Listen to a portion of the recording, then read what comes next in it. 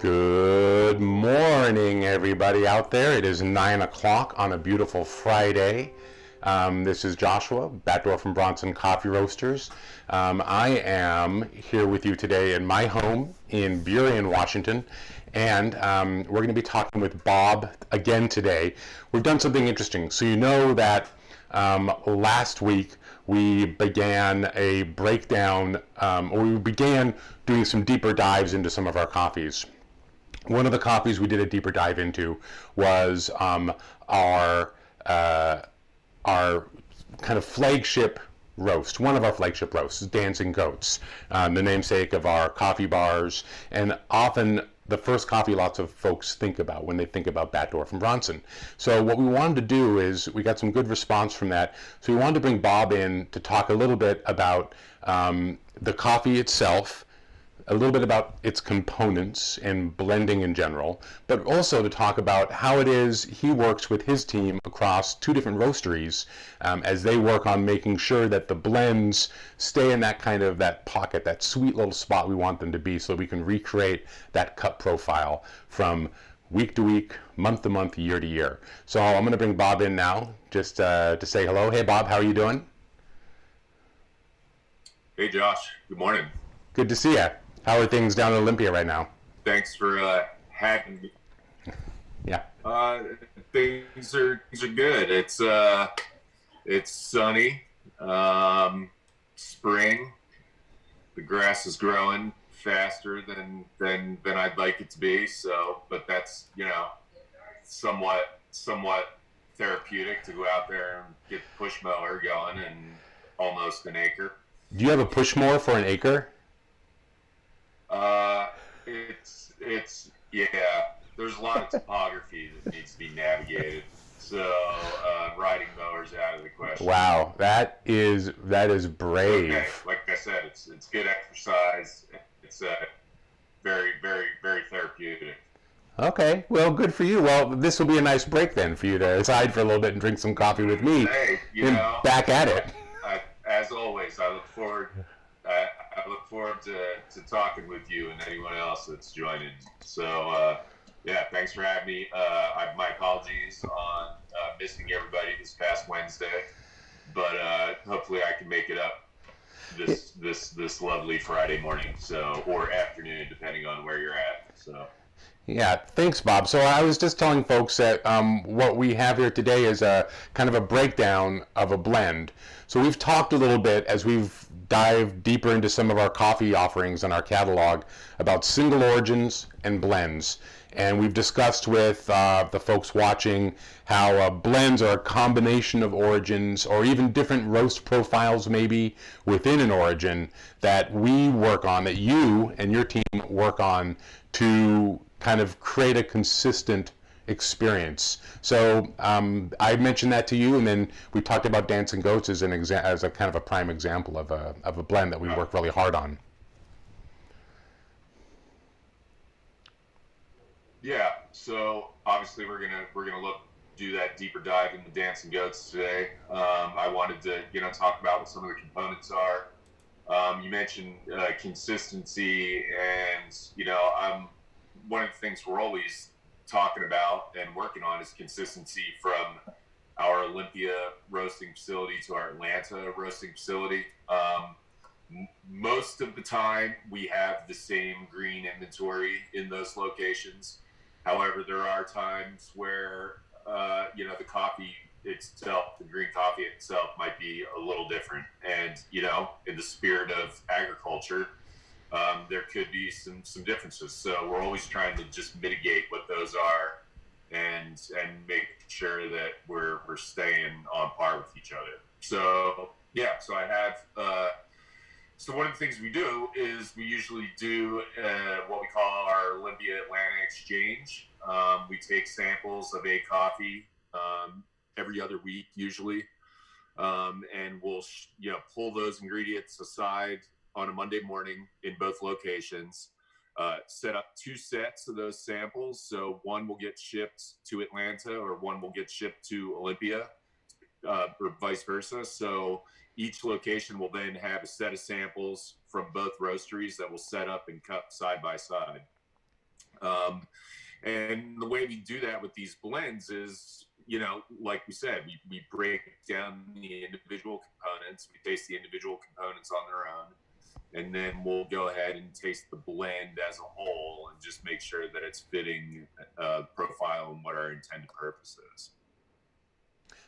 So that being said, that's actually what we did today, this morning with the roasters. So we'll be doing it again right now for you guys.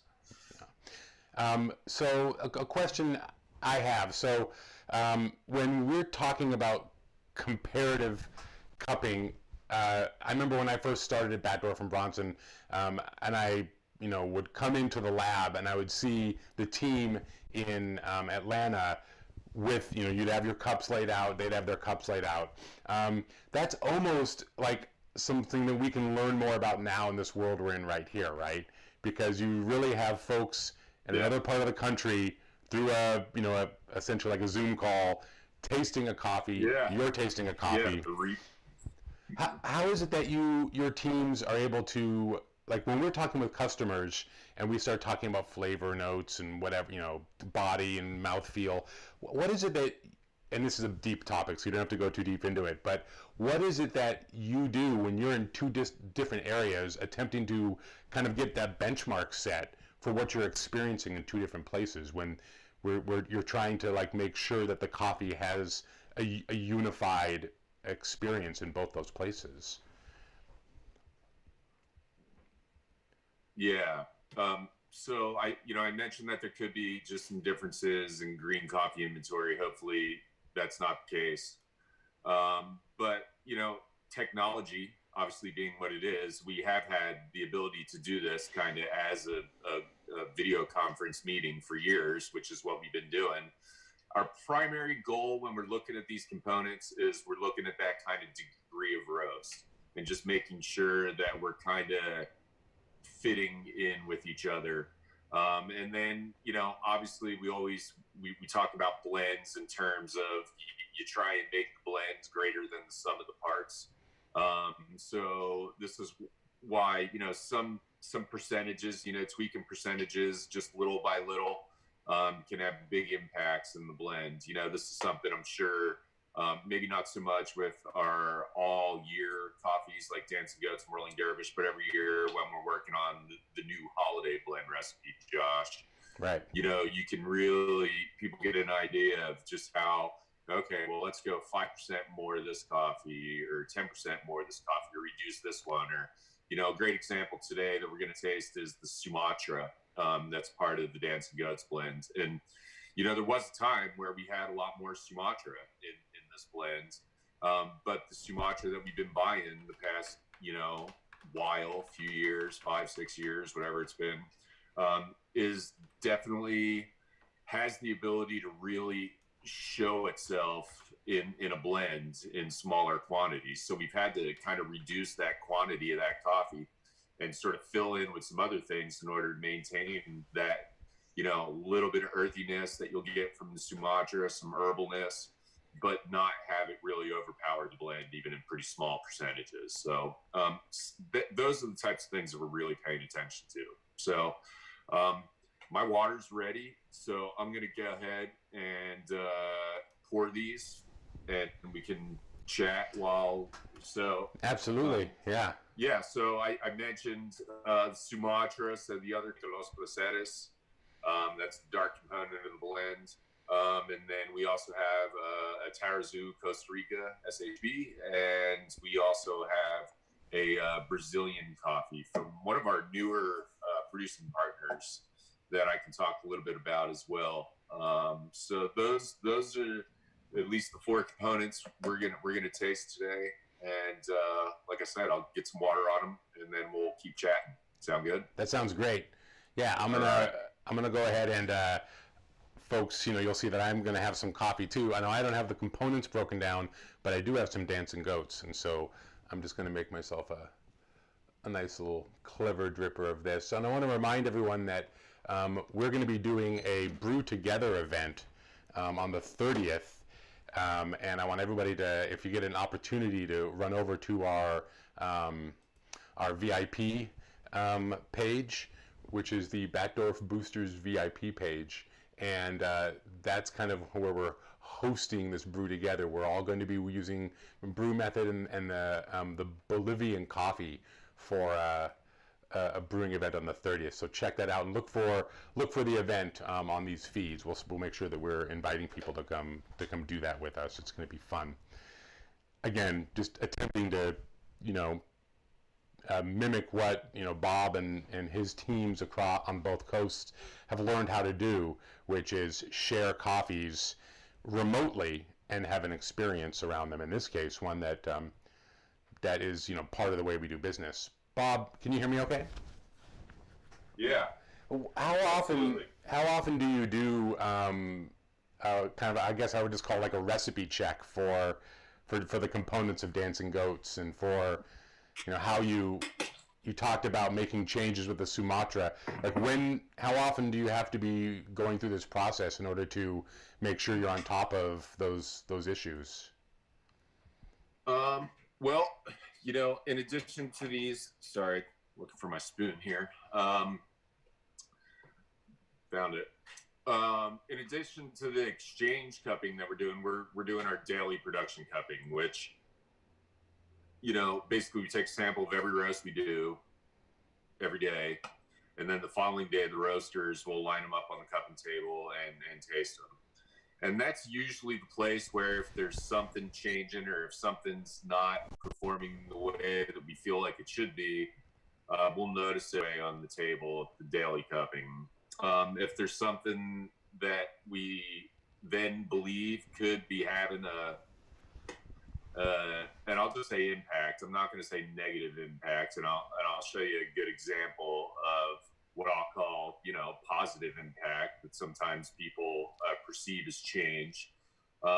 That's when we'll address, well, okay, how should this play out? Do we adjust the roast of that coffee so that it tastes a little different, or it has less impact in the blend? Do we modify the recipe of the blend, or do we just let it ride and know that the recipe's the same? It's an agricultural product. Sometimes there's differences. And, there's times where all those things are appropriate responses. I mentioned, just change in general. So right now it's the time of year. I'm sure that we're taking a lot of delivery of new crop coffees.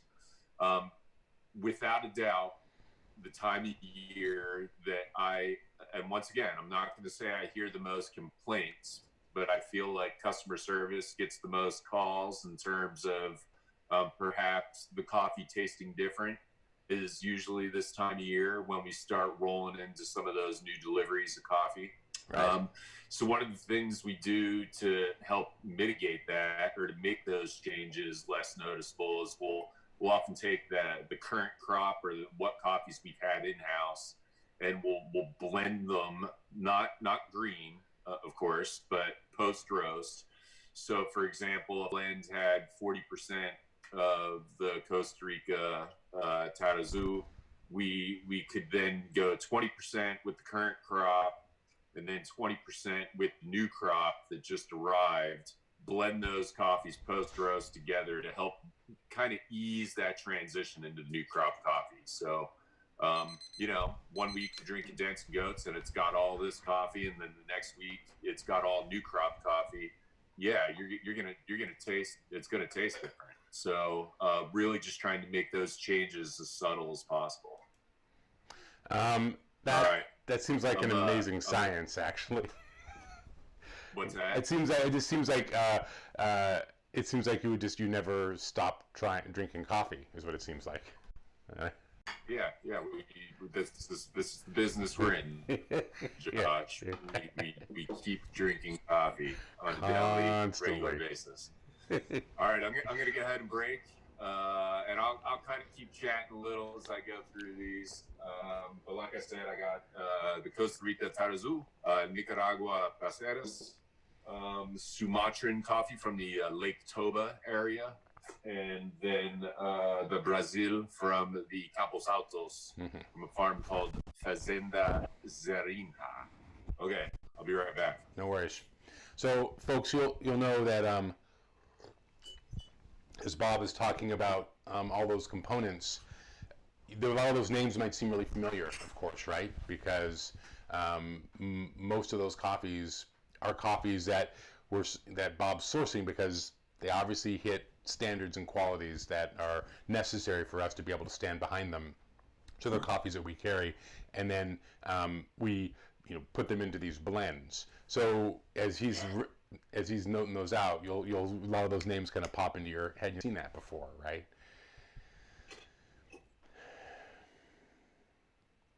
He's doing his hey, Krista's joined us. Hi, Krista, good to see you. Oh, I don't think I've seen you. It's Krista just popped into the feed. She is our Olympia retail manager. She manages all the retail stores in Olympia. Good to see you, Krista. How nice. So Bob right now is cracking the crust on those. All right, Chris. So, interestingly enough, Josh, can you hear me okay when I'm standing back here? I sure can. Okay.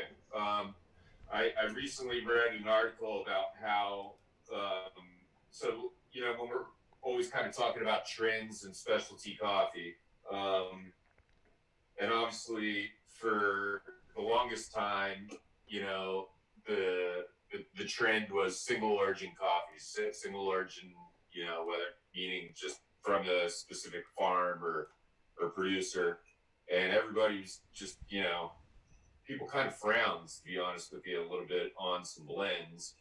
And I recently read an article how in specialty coffee, there's a return to, blending. And I think it really does kind of get back to that idea where you're trying to create something that's greater than the sum of its parts. And, we talk a lot about consistency, like you were saying, and, inherently, I'll say if you're pulling espresso, here, let me finish this. I probably want to sit down before I say this, just in case I get some backlash from people. But, when you're pulling a shot of espresso, you're pulling a shot of espresso, and you really are. And I'm going to kind of explain this in terms of this exchange cupping. You get a small sample of what's in the hopper, right? Depending on how many grams you've decided you're going to use for your espresso, your shot. But so naturally, you just think it's like, well, okay, I'm going to grind this much coffee out of the hopper. If I have a blend with 4 different coffees in it, there's a set percentage of coffee that's going into that blend. But more than likely, you're going to get a higher percentage of a certain coffee, each time that you pull a shot from a hopper, right? So, in this case, you might have a shot that has a little bit more Costa Rica in it. You do, 3 shots later, you get, the way we blend coffee in the cooling tray, we get it as blended as we possibly think we can. But you're going to get more of one coffee than another. And, this is why if somebody gets a shot that just tastes off, we're always like, well, pull another shot, right? Because the chances of you getting a percentage in each shot that's exactly the same as the percentage of the blend as a whole, I'd say are pretty slim. So from a consistency standpoint, if you want something to taste the exact same way every time, you might be better off using a single origin, just straight Costa Rica or straight Colombia coffee. But I think the trade-off there is you lose some of that, dynamic cup quality that you get from the blends and what the different origins are really adding to each of those blends. So, no, I don't know that I want to drink a shot or a latte that's made with 100%, Sumatran coffee. Do I think Sumatra has a big role in what it can add to any blend that you're going to produce? Absolutely. So, there's a balance there. and there's some trade-offs for sure. We know we're having a conversation with a business right now that's looking at coffees and doing some blind tasting, and they're looking at espresso. And as part of the conversation, I said, "Well, we have blends, but are you thinking about single origins? Kind of looking at who they are and how they're placed, right? Kind of their orientation, who their customers are." And they said, "Well, both." And they said, "Great." And what we had to do though was, obviously, I have a bunch of materials that can talk about our blends because of the consistency of the blend across time. And I then had to talk with baristas out of the stores, because we in our stores have our Dancing Goats, and then we usually have a guest espresso as well, that a single origin, and how those two act are very different, right?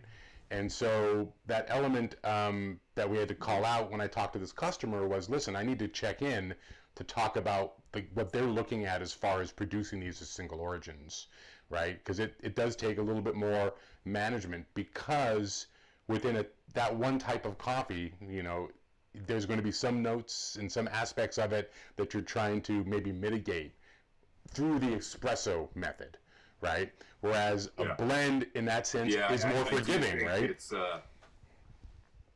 It's definitely more concentrated, right? And by more concentrated, I mean when you're pulling shots and you're just making small concentrated quantities of coffee, these things kind of get magnified. Really bad kind of comparison here. We have a fish tank at our house, and it's a real small. I don't even think it's a 5 gallon. I think it's like a 3.5 gallon tank. And I was down at the fish shop, talking to a guy about, making sure that things stay within the right pH levels. And he said to me, he's like, I got to be honest with you, it's really, really hard to manage that small of a fish tank, because when something goes wrong, it goes wrong, and there's less of a buffer for everything else. So his recommendation was get a bigger tank if you're having a tough time.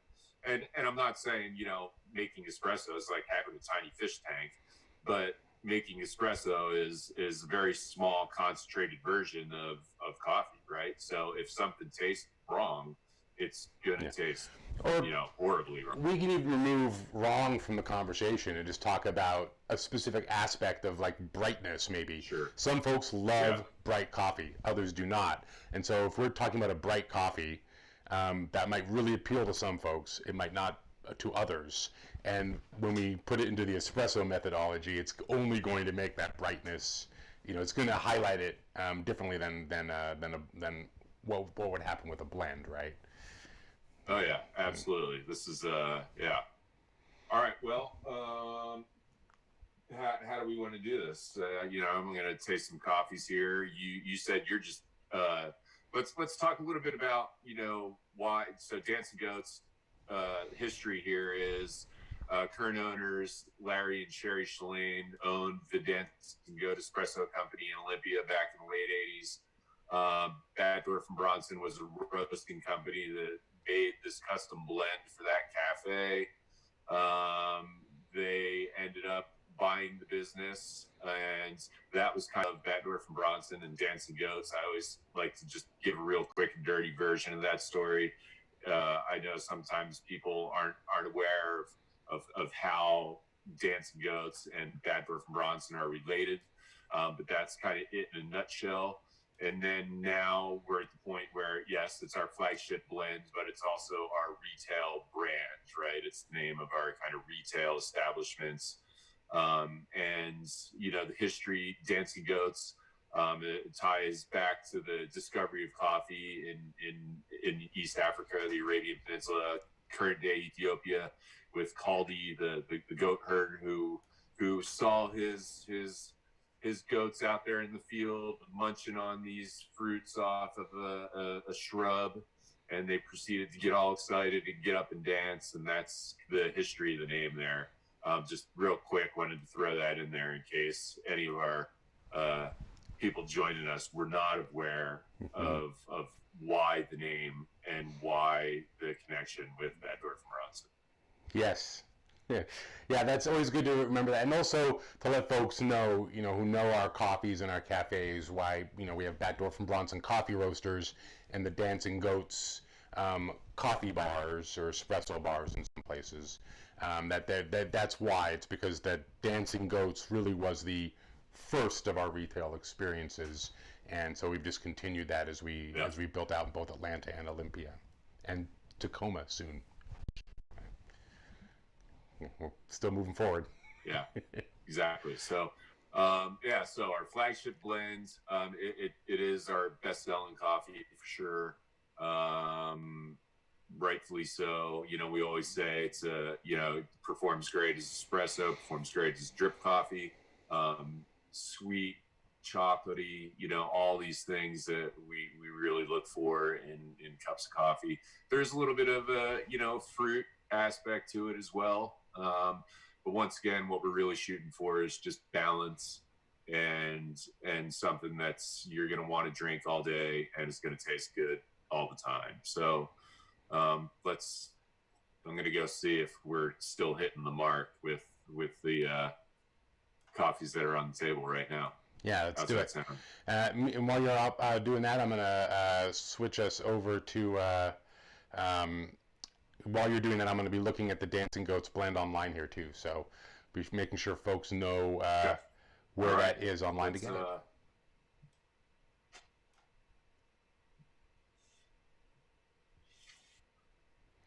So as Bob goes over to start tasting these components, I want to remind everyone that you can find Dancing Goats along with all of our coffees on the website, and I'll make sure to pop get up. Chandler and Ben.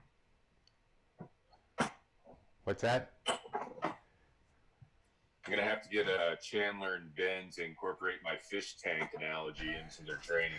Oh, I see what you're laying down. I think it works. Absolutely. Yeah, we work on so many different interesting analogies, right? To turn concepts which people do understand if we can just put them into a different frame, right? So for sure.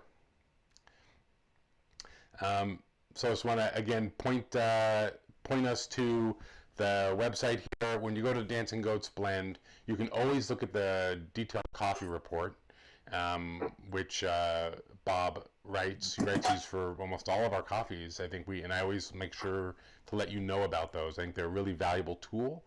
And then also just to remind you that when you choose a coffee here and you put it into your shopping cart, to make sure to use the coupon that we have for you, and which I'm going to pull up here to remind everybody. It's Watch and Learn 10. So Watch and Learn 10 is a way for you to get a little bit of a thank you for watching these videos with us, and hopefully learning something about coffee, about how we do coffee, and why we do coffee the way we do it. So again, Watch and Learn 10 is the coupon for you to use. And I will direct you over to the VIP club, the Backdoor Boosters VIP club. If you join there on Facebook, we have additional discounts and offers over there as well. So you'll have to pop over to check those out. All right. So the slurp that you'll hear Bob making is actually, it's not him just having an early rainy morning, right?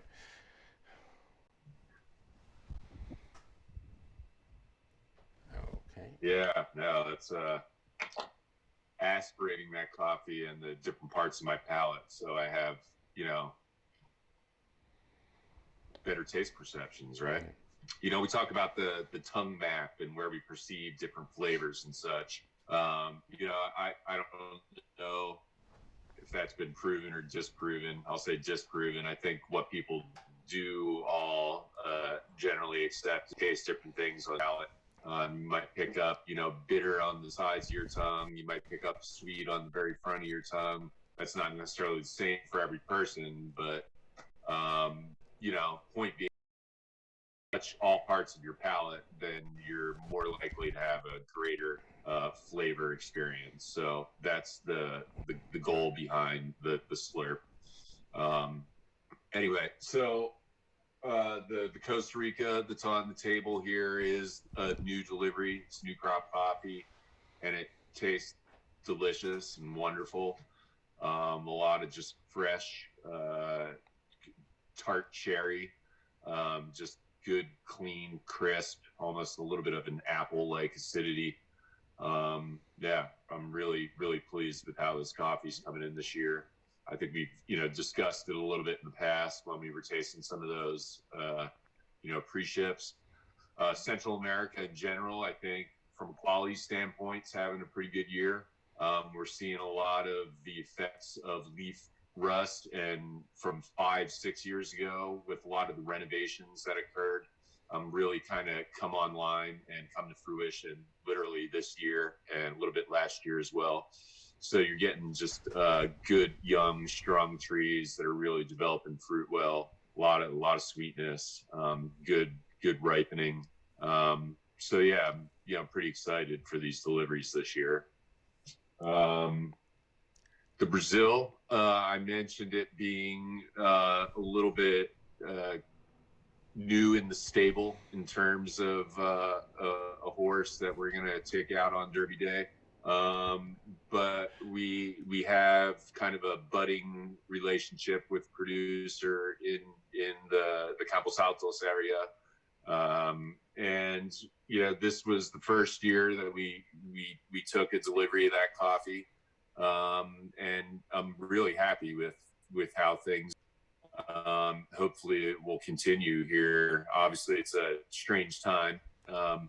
Probably something that I'd be doing definitely some investigative work this summer during the main harvest season in Brazil. Hopefully I can make that happen this year and go down and visit Maria Jose and his family. So we'll see how it goes. Sumatra. So this is a coffee that, I haven't really spoken much about. And I'd maybe like to take a little bit more time in terms of, talking about that taste experience with this coffee. I mentioned it earlier that over the years, Sumatra's had some challenges, both with quality and quantity. We've managed to stay in a pretty good position in terms of our supply line and coffees that we obtain. Really, really high quality Sumatra. Definitely a little bit more acidity than I think when we think of Sumatra, we're used to thinking or talking about.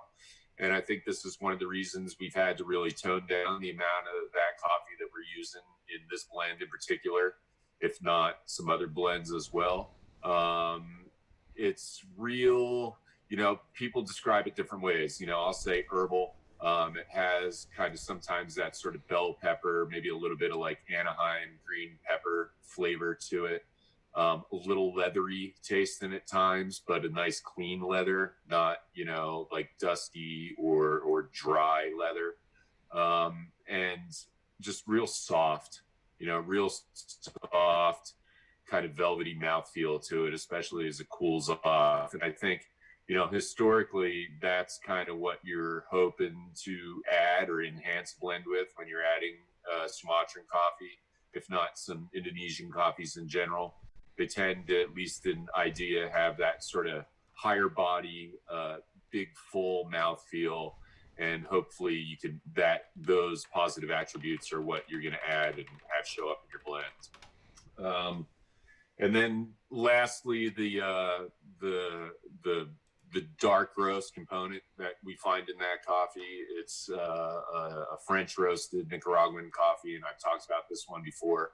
The Finca Los Placeres, which is a Mirsch, Fincas Mirsch coffee that we've been buying for 22 years, I believe, a long time. And, the coffee holds up well to a little bit darker roast. It's really dense, grown outside of Matagalpa, up in northern Nicaragua, an origin that we're really familiar with. So, no, things taste good. Like I said, this is one of those times where we're really paying attention, just knowing that we're going to start using these new deliveries of the Central American coffees. So, as once again, Central America from a coffee buying perspective, it's kind of like our own backyard, right? Kind of get down there and spend some time, really kind of developing these relationships with producers. So, yeah, it's looking pretty good this year, I think, from a quality standpoint. Well, obviously that's good to hear, and I think what's also uh, good to know, just in knowing how long you've been enrolled with Batdorf, that has something to do with the ability to maintain relationships even in times like this, right?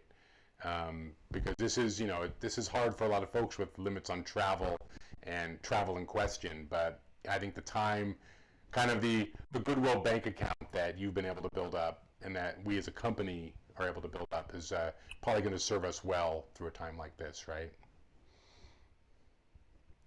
Yeah, I think so. And obviously, technology being what it is, it's relatively easy to stay in touch and have these communications with producers at Origin. A lot of different things going on right now that need to be taken into consideration. Our own usage of coffee versus what we've agreed to purchase, Sure. and just looking at that kind of crop cycle. And a lot of people are asking me like, well, what are you gonna do about your purchases this year? And it's like, well, we already had planned our purchases for this year, so those are, I'm not going to say they're set in stone. We might make some changes, but the conversation I'm having with our producing partners is, what are things going to look like next year? You really kind of need to try and stay ahead of the game on this one. So we'll see. This is like conversations with Daniela in Bolivia and how things are going to play out there and what's going on in Peru. And like I said, I mean, further south in South America, you start looking at Brazil and how things are going to work. Those are impacts on the industry. And typically for us, just staying in communication, making sure that obviously everybody's invested and happy with the way things are going in terms of our relationships. And if not, then we take a hard look at it. We make some changes. So we'll keep moving forward. Well, Bob, I know more with you, and actually to get you talking more to folks through the channels we're using now, I think for sure we've learned that, I mean, this is valuable because on Wednesdays, and Krista had mentioned this in her comments, we miss, as a staff, we miss coming together on Wednesdays, right? Because that's, what we do every other Wednesday, sometimes every Wednesday. We have cup, and it's definitely a time where we get to kind of have access to what you know and what you're learning. Yeah. And so this is a great way for us to continue that, and also to kind of share a little bit of that out, with more folks. So I think we're going to find ways to keep doing this, even when we are not forced to do it, right, through circumstances, because it's really enjoyable, and I think people are getting a lot of value out of it, right? Yeah, I agree. You're breaking up a little bit on me there, but I think I got the gist of everything you were saying. But yeah, no, obviously we take our education, our coffee education for our own employees really seriously. We take our coffee education for our customers, specifically wholesale customers. Obviously, they're representing our coffees when they brew them and serve them to their customers. But it's the full circle here is every customer, anyone that walks into our retail store, anyone that's buying a cup of these coffee from us, whether it's through a wholesale partner or directly in our cafes or directly online through our website. Yeah, we want people to have those connections, and having done this for employees, like you said, every other Wednesday. And I think, yeah, there's an expectation, and people liked showing up. And honestly, I think something else that you and Krista and a lot of other employees will probably recognize, we can continue to drink coffees and learn about the coffees we're sharing. But the important thing was it also provided us with a forum to have, 20 to 25 of us in the lab talking about everything else, right? Maybe not talking about the coffee that we're tasting. but talking about, you know, the procession parade that's coming up in retail this coming weekend, Right. or any other promotions that we might be doing. So that's really for me the part that I miss the most. And hopefully we'll all be back down there again doing it soon. And yeah, I love that's really, you know, what keeps the gears turning for the business. So Yeah. hopefully the gears will keep turning. Yeah, I know that this has been a part of doing that, you know, making sure we're trying to connect as much as possible across the different teams.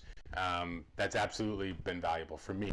So I hope it's valuable for, I know we have staff watching, and as well as our, you know, fans on Facebook and customers. So thank you for your time. I really appreciate how dedicated you have been. I look forward to our next conversation abroad. Those have been really fun. So just let me know what you're thinking about, and we'll get set it up on this end, and we'll make sure people know about it as it comes up.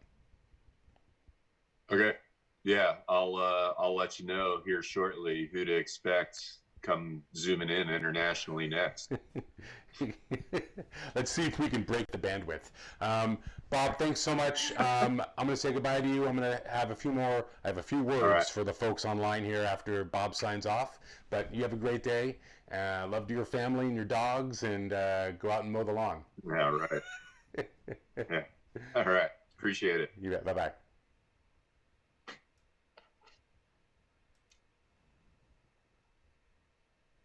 Okay, folks. So that was awesome. It's so great to have access to that level of breakdown, to break down a coffee like that and to talk about it. It's a fascinating world, right? To consider all the variables that are being put into making a blend of coffee.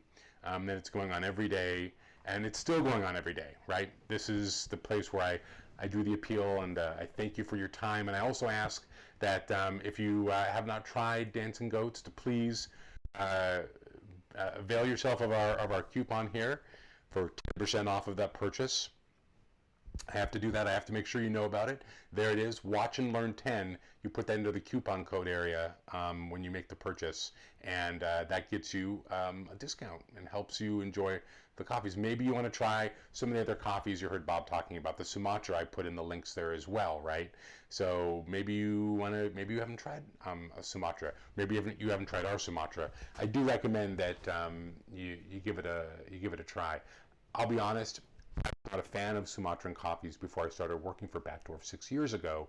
I have since become one, and I think it's because of the clarity of approach that Bob takes to sourcing, and that the roasting team takes in applying what the right consistent roast profile to the coffees we have in order to work with them as organic things. I think that's really important. That's what's helped me to become a Sumatra lover. So what's coming up today? 3 o'clock Pacific time, right here on the Pacific Coast, Pacific time zone. 6 o'clock over East Coast time, we're going to have Brandon doing something very special. We try to do something a little bit special on these Fridays, right? Today it's going to be affogatos.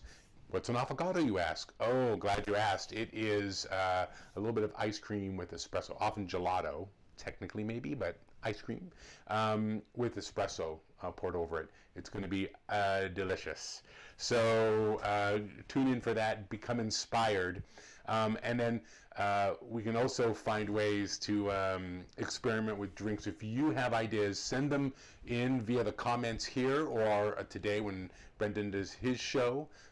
Let him know, let Brandon know if you have ideas for different types of drinks you're making at home or that you want to see demoed, or maybe just throw out some concepts, right?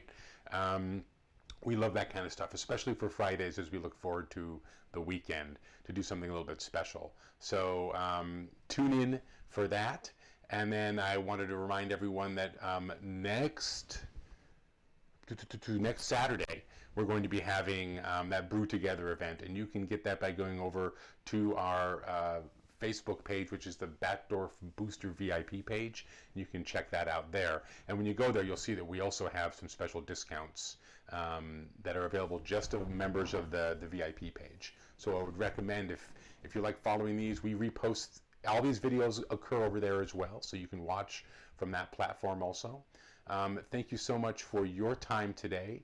I know that we're all getting ready for a long weekend, I guess. Are we? I don't know. It's supposed to be a long weekend. So usually folks would be traveling, right? And maybe going camping.